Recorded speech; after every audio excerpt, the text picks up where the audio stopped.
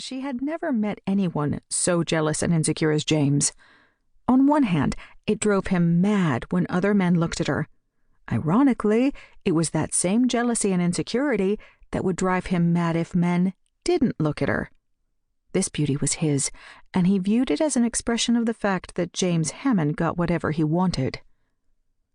When she had realized the extent of his jealousy and insecurity, she tried to talk to him about it. Of course, he didn't see himself as jealous or insecure at all. That would imply that he had a weakness. But he did make it very clear. If she ever cheated on him, he would leave her in the cold. She tried to argue by bringing up his infidelities. He flatly denied them, which was almost comical, until he made the ultimatum that if she ever slept with another man, he would ruin her life. She said she understood. The sex, which still happened from time to time, became less frequent and then stopped altogether. By then, Jessica had realized that she had grown accustomed to the house, the cars, the fashion, the food, and the social events, all while sticking to their arrangement. But recently she had... "Can I have a mototyke?" Danny suddenly chimed from the back seat. "A what?" Jessica asked. "A mototyke, like Ashley has."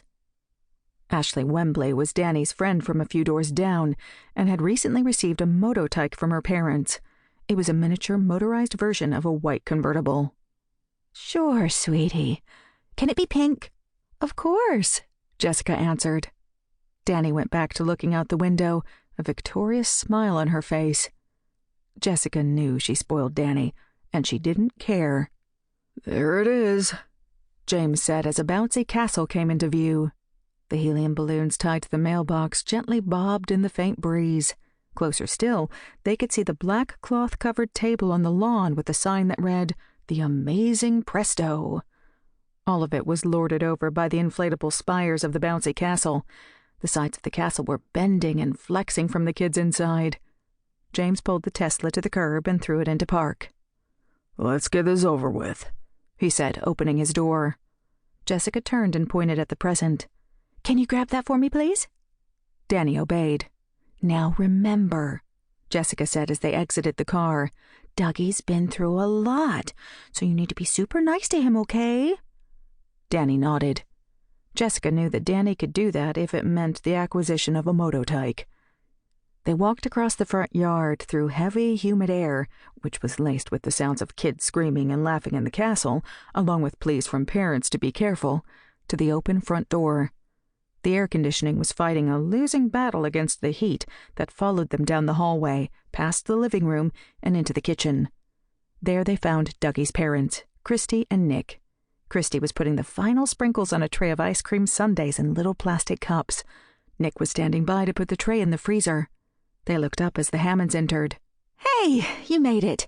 Christy cried. Jessica smiled. "Yep." Christy quickly tapped a few sprinkles onto the last sundae. "Okay, we're good."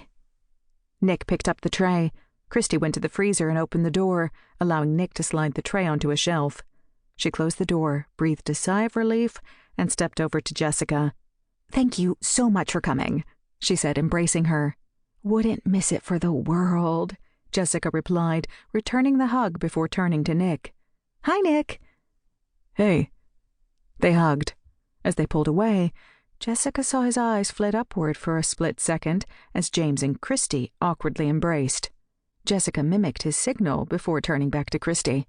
"Quite the party you've got going," Jessica said. "Yeah," Christy concurred. "It's a little crazy." "Where should I put this?" the momentarily forgotten Danny asked, still holding Dougie's gift. "Oh, here, let me show you," Christy said, leading her to the door to the backyard.